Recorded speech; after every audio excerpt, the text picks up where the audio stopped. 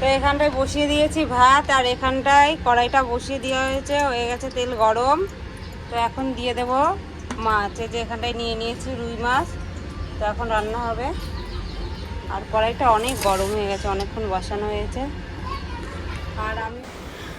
আর এদিকে আমি আজ তাড়াতাড়ি করে নিয়েছি স্নান। তো স্নান টান সব কমপ্লিট করে আজ চলে এসেছি রান্না করতে। আর কুন্ডিটা বের করে নিই।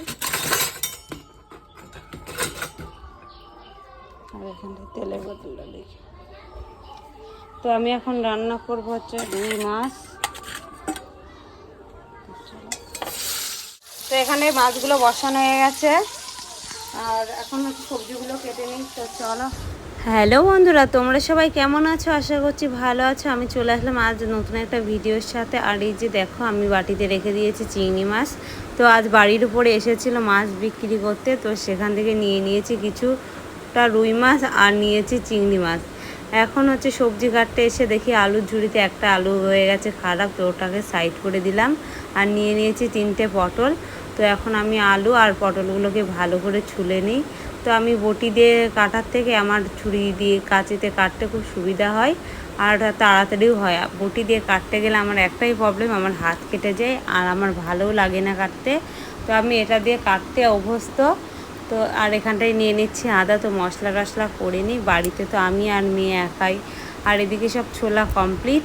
এখন আমি নিয়ে নিলাম আলু, পটলগুলোকে সুন্দর করে কেটে জলের মধ্যে রেখে তারপরে জলটা দিয়ে ভালো করে ধুয়ে আমি শুরু করে দেব রান্না। তো কি কি রান্না করছি সেটা অবশ্যই তোমরা দেখতে পাবে। তো আমি এখানটায় মাছের ঝোল করার জন্য নিয়ে নিয়েছি হচ্ছে পটল কেটে আর আলু কেটে।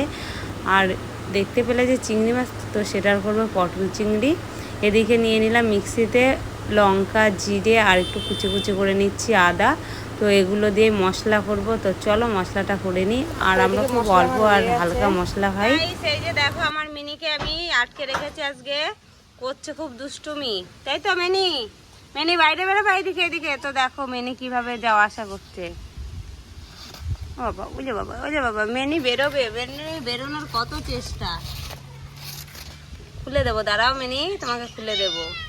হ্যাঁ, কি কি দেখো দেখো মেনি কিভাবে বেরোবে। কি এতক্ষণ মজা পাচ্ছিল। আর গাইস দেখো, আজকের ওয়েদারটা এতটা সুন্দর আর এত সুন্দর হাওয়া, কি বলবো, সেই লাগছে। আর এই যে আমি রান্না বান্না করে বসে আছি, আর এইদিকে আমার মেনি সোনাকে আমি এখানে আটকে রেখেছিলাম এর নিচে। তো মেনি আমাদের বেরিয়ে গেল। আর দেখো অ্যাঞ্জেলের পড়া হয়েছে, তাড়াতাড়ি এখন এই জামাগুলো খাসতে হবে।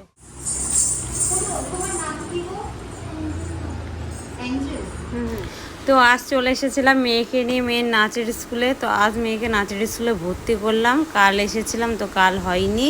তো আজ আসলাম, আজ প্রথম মেয়ের ক্লাস শুরু হলো আর মেয়েকে ভর্তি করে দিলাম নাচে। এর আগে অনেক মেয়েরকে নাচে তো ভর্তি করে দিলাম, ও কতটা শিখতে পারবে সেটা ওর উপরে পুরো। দেখতে থাকো ও কীভাবে নাচ করে, তারপর আমি কি করছি না করছি সেটা তোমাদেরকে অবশ্যই দেখাবো।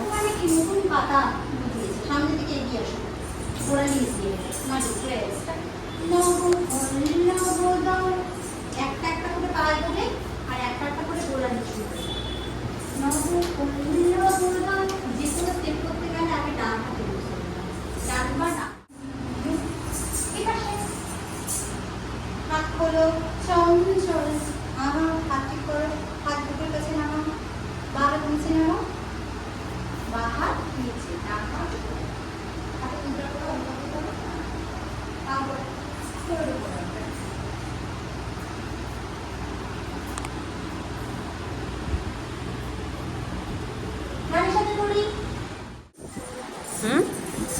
সেজনের কেমন লাগে নাচ করতে? রাখ রাখ।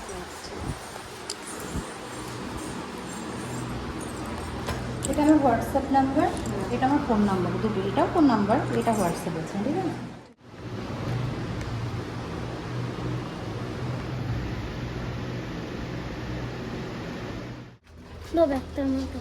চল চল চল, ব্যাগ নিয়ে কাজ নেই।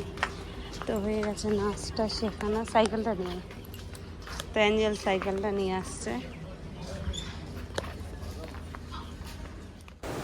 তো তোমরা দেখতেই পেলে আমি গেছিলাম মেয়েকে নিয়ে নাচড়ি স্কুলে। তো সেখান থেকে আসার পথে বাড়িতেও ঢুকিনি, দেখছি রাস্তার মোড়ে ফুচকা দাঁড়িয়ে আছে।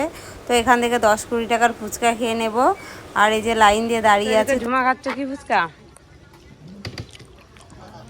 জল জল জল তো আমি খেলাম জল ফুচকা আর ঝুমা খাচ্ছে স্পেশাল ফুচকা। তো এদিকে আমি তো বাড়িতে ছিলাম না, তার মধ্যে নাকি ঝুমা এসে 4-5 বার আমাকে খুঁজে গেছে। ভিডিও অবশ্য তো এখানটায় আমার মা বিচুলি বানছে। আগে জানলে সব আনা হয়ে গেছে, তাহলে আর কি হয়ে গেছে, তাহলে এনে দিতাম না, আগে থেকে বললে এনে দিতাম। এটা কে খাবে? আমি একটু খাবো? আচ্ছা ঠিক আছে, মনে থাকে যেন। আমার কাছেও অ্যাপেল আছে, অ্যাপেলের ফোন আছে আমার কাছে। এইদিকে দাও, একটু দেবে না তো? তখন আইসক্রিম খাওয়ার সময় মনে